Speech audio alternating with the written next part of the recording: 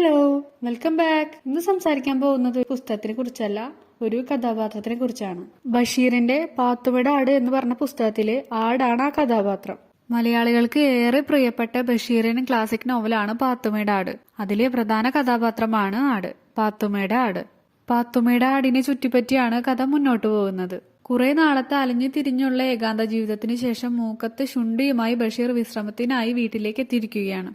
അദ്ദേഹത്തിന്റെ വീട്ടിൽ ഉമ്മ, സഹോദരങ്ങൾ, അവരുടെ ഭാര്യമാർ, കുട്ടികൾ, പിന്നെ കുറെ പൂച്ചകളും കോഴികളും അവരുടെ കുഞ്ഞുങ്ങളും അവയെ ചുറ്റിപ്പറ്റി നിൽക്കുന്ന മറ്റു ജീവികളുമുണ്ട്. ഇതിനിടയിലാണ് എഴുത്തുകാരന്റെ ശ്രദ്ധ ആകർഷിച്ചുകൊണ്ട് ഒരു ആട് വന്നിരിക്കുന്നത്. തവിട്ട് നിറത്തിലുള്ള ഒരു പെണ്ണാട്. അത് വെളുപ്പിനെ ബഷീറിന്റെ വീട്ടിൽ വന്ന് അടുക്കളയിൽ കയറി പ്രാതൽ കഴിക്കും. എന്നിട്ട് പുരയ്ക്കകത്ത് കടന്ന് ഉറങ്ങിക്കിടക്കുന്ന കുഞ്ഞുങ്ങളുടെ ദേഹത്ത് ചവിട്ടി ഉണർത്തി മുറ്റത്തെത്തി പ്ലാവിലെ ധൃതിയിൽ തിന്നു തുടങ്ങും. ചാമ്പമരത്തിന് ചുവട്ടിലെത്തി ചാമ്പക്കകൾ തിന്നും. പിന്നെയും പുരയ്ക്കകത്ത് കയറി പരതി നടക്കും. ബഷീർ അങ്ങനെ വരാന്തയിൽ ഇരിക്കുമ്പോൾ കടലാസ് വലിച്ചു കീറുന്ന ശബ്ദം കേട്ട് ഉള്ളിലേക്ക് നോക്കുമ്പോൾ കാണുന്നത് ആട് കിടക്കയിൽ കയറി നിന്നുകൊണ്ട് പുസ്തകം തിന്നുന്നതാണ്. ബാല്യകാലസഖി എന്ന നോവലാണത് തിന്നുകൊണ്ടിരുന്നത്. തൊട്ടടുത്ത് തന്നെ ശബ്ദങ്ങൾ എന്ന പുസ്തകവും കിടക്കുന്നുണ്ടായിരുന്നു. ഘോരഘോരമായ വിമർശനങ്ങൾ നേരിട്ട് ആ പുസ്തകം തിന്നാൻ ആട് ധൈര്യപ്പെടുമോ എന്നാണ് ബഷീർ ആലോചിക്കുന്നത്. എന്നാൽ ആടിന് എന്ത് ശബ്ദങ്ങൾ! മുപ്പത്തി ആ പുസ്തകവും തിന്നാൻ തുടങ്ങി. അത് കഴിഞ്ഞ് ബഷീറിന്റെ പുതപ്പാണ് ആട് തിന്നാൻ തുടങ്ങുന്നത്. എഴുത്തുകാരൻ ഉടൻ ചാടി ഇറങ്ങി ഓടിച്ചെന്നു. ബഷീർ ആടിനോട് പുതപ്പ് തിന്നരുതെന്ന് പറയുന്ന ഭാഗം വളരെ രസകരമാണ്. അതിങ്ങനെയാണ്: ഹേ അജസുന്ദരി, ഭവതി ആ പുതപ്പ് തിന്നരുത്. അതിന് 100 രൂപ വിലയുണ്ട്. അതിന്റെ കോപ്പി എന്റെ പക്കൽ വേറെയില്ല. എന്റെ പുസ്തകങ്ങൾ ഇനി വേറെയുമുണ്ട്. ഭവതിക്ക് അതെല്ലാം വരുത്തി സൗജന്യമായി തരാം. എന്നിട്ട് ആടിനെ ഓടിച്ചു പുറത്താക്കുന്നു. ആടിന്റെ സ്വാതന്ത്ര്യം കണ്ട് എഴുത്തുകാരൻ അമ്പരക്കുന്നു. എവിടെയെല്ലാം അത് കയറുന്നു, എന്തെല്ലാം ചെയ്യുന്നു, എന്നിട്ട് ആരും ഒന്നും പറയാത്തതിൽ അദ്ദേഹം അതിശയിക്കുന്നു. ഇത് ആരുടെ ആടാണെന്ന് ബഷീർ ഉമ്മയോട് ചോദിക്കുമ്പോൾ ഉമ്മയാണ് പറയുന്നത് അത് പാത്തുമ്മയുടെ ആടാണെന്ന്. പാത്തുമ്മ ബഷീറിന്റെ സഹോദരിയാണ്. നേരം വെളുക്കുന്നതിന് മുമ്പ് പാത്തുമ്മ ആടിനെ അഴിച്ചുവിടും. അത് പ്ലാവിലെയും മറ്റും തിന്ന് വയറ് നിറയ്ക്കാനായി പബ്ലിക് റോഡിലൂടെ നടന്ന് ബഷീറിന്റെ വീട്ടിലേക്ക് വരും. പാത്തുമ്മ കുറച്ചു കഴിഞ്ഞ് എത്തും. എന്നിട്ട് എല്ലാവരോടും അധികാരത്തോടെ എന്റെ ആടിന് കഞ്ഞിവെള്ളം കൊടുത്തോ എന്ന് ചോദിക്കും. 100 കൂട്ടം പണിയുണ്ട് ഇവിടെ, പിന്നെയല്ലേ നിന്റെ ഒരു ആട് എന്ന് ഉമ്മ പറയും. അതിലുള്ള പാത്തുമ്മയുടെ മറുപടി, നിങ്ങളാരും ഒന്നും ചെയ്യണ്ട, എന്റെ ആട് പെറട്ടെ, അപ്പോ കാണാം എന്നാണ്. ആടിന്റെ പ്രസവത്തിലാണ് പാത്തുമ്മയുടെ ജീവിതത്തിന്റെ പ്രതീക്ഷകൾ മുഴുവൻ ഇരിക്കുന്നത് എന്ന് തോന്നും. ഒരിക്കൽ പാത്തുമ്മയുടെ ആട് ബഷീറിന്റെ അടുത്തിരുന്ന തീപ്പെട്ടി നാക്ക് നീട്ടി എത്തിച്ചെടുത്ത് തിന്നാൻ തുടങ്ങുന്നു. അതിന്റെ കൊള്ളികളെല്ലാം എടുത്തു മാറ്റി എഴുത്തുകാരൻ തീപ്പെട്ടിക്കൂട് അതിന് കൊടുക്കുന്നുണ്ട്. ആട് അതും രുചിയോടുകൂടെ തിന്നാണ്. പാത്തുമ്മയുടെ ആടിന് എഴുത്തുകാരനെ വലിയ പിടുത്തമായ മട്ടാണ് നോവലില്. ഒരു പ്രാവശ്യം അത് ബഷീറിന്റെ ഭക്ഷണം പങ്കിട്ട് കഴിക്കാൻ ശ്രമിക്കുന്നു. അന്നേരം അദ്ദേഹം ആടിനെ കെട്ടിയിടാൻ പാത്തുമ്മയോട് പറയുന്നുണ്ട്.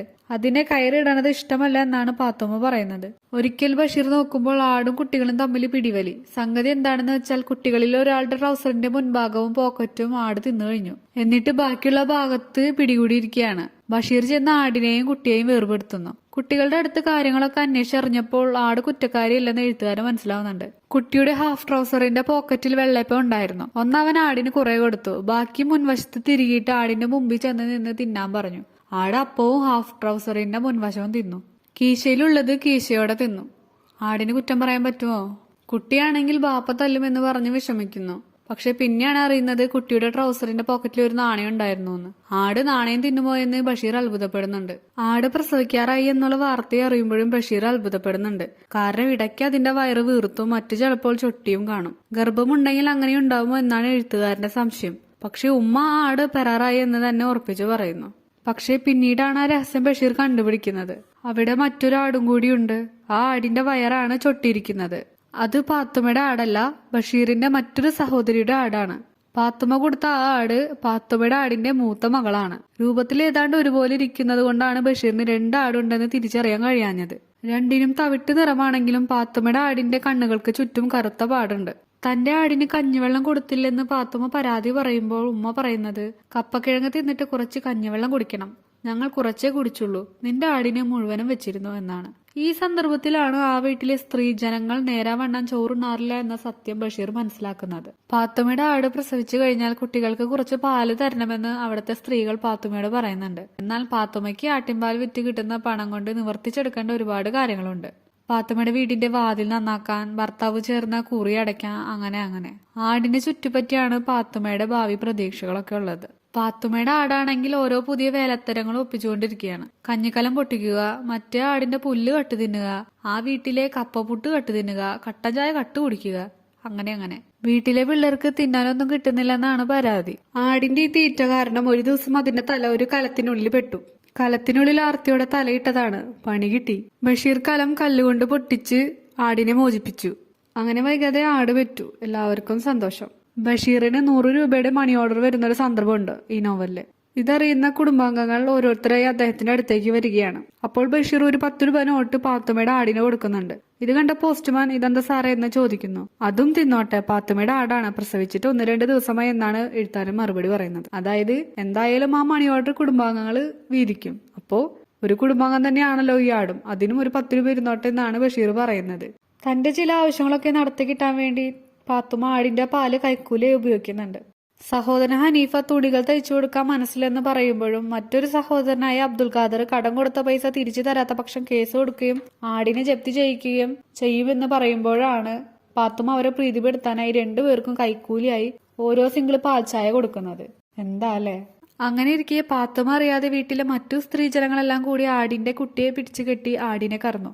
ഇത് മനസ്സിലാക്കി ബഷീർ പാത്തുമ്മയെ വിവരം അറിയിച്ചു. പിന്നെ പറയണ്ടല്ലോ പുകില്. പാത്തുമ്മ ഇത് ചോദിക്കാൻ ചെന്നപ്പോ എല്ലാരും കൂടി നിന്ന് നന്നായി പോയി, ഞങ്ങൾ ഇനിയും പാല് കറന്നെടുക്കുമെന്ന് പറഞ്ഞു.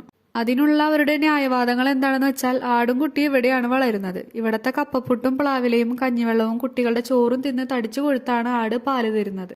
ആ സംഭവത്തോടെ പാത്തുമ്മ ആടിന്റെ കൂടെ കുട്ടിയെ വിടാതെയായി. കുട്ടിയില്ലാതെ എങ്ങനെ ഇവര് ആടിനെ കറന്ന് പാല് കുടിക്കാനെന്ന് ബഷീർ ചിന്തിക്കുന്നു. എന്നാൽ ആട് ചുരത്താൻ കുട്ടി വേണമെന്നുണ്ടോ? പറയാം.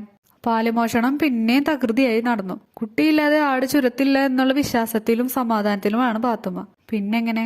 ബഷീറിന്റെ സഹോദരന്മാരുടെ മക്കൾ സുബൈദയും റഷീദും ആട്ടിൻകുട്ടികളായി ചെന്ന് ആടിന്റെ അകടിയിൽ നിന്ന് നേരിട്ട് പാൽ കുടിച്ചു. ഇതറിഞ്ഞ പാത്തുമ്മ നെഞ്ചത്തടിച്ചു കരഞ്ഞു. അവസാനം ഇനി തൊട്ട് പാല് തരാമെന്ന് ഏൽക്കുകയും ചെയ്തു. അങ്ങനെ പിറ്റേ ദിവസം മുതൽ പാത്തുമ്മയുടെ ആടിന്റെ പാൽ അവർക്ക് കിട്ടിത്തുടങ്ങി. അങ്ങനെ ആടിന്റെ കൂടെ ഇപ്പോ കുട്ടിയും വരുന്നുണ്ട്, കൂടെ അരക്കുപ്പി വെള്ളം ചേർക്കാത്ത പാലും. എന്നാൽ ആ വീട്ടിൽ 2 ജാതി പാല് കിട്ടുന്നുണ്ടെന്ന് ബഷീർ നിരീക്ഷിക്കുന്നു. ഒന്ന് പാത്തുമ്മ കൊടുക്കുന്നതും മറ്റൊന്ന് സുന്ദരമായി കക്കുന്നതും. നോവലിൽ പാത്തുമ്മയുടെ ആട് ഏടാകൂടങ്ങൾ ഓരോന്ന് ഒപ്പിക്കുന്നുണ്ടെങ്കിലും സന്തോഷത്തിന്റെയും ചില കുഞ്ഞു കുഞ്ഞു പ്രതീക്ഷകളുടെ ഒക്കെ ഒരു തുണ്ട് വെളിച്ചമാണ് ആട്. ചില നേരങ്ങളിൽ മനുഷ്യ കഥാപാത്രങ്ങളിൽ നിന്ന് പാത്തുമ്മയുടെ ആടിനെ വേർതിരിച്ചറിയാത്ത വണ്ണം ആ കഥാപാത്രം കഥയിലേക്ക് ഇഴുകി ചേർന്നിരിക്കുന്നുണ്ട്. നോവലിൽ ജീവിതത്തിന്റെ സങ്കടങ്ങൾക്ക് മേലെ തന്റെ സാന്നിധ്യം കൊണ്ട് ചെറുചിരി പടർത്തുകയാണ് പാത്തുമ്മയുടെ ആട്. മൊത്തത്തിൽ പറഞ്ഞാല് പാത്തുമ്മയുടെ ആട് അങ്ങനെ വെറും ഒരു ആടല്ല, അത്ര തന്നെ.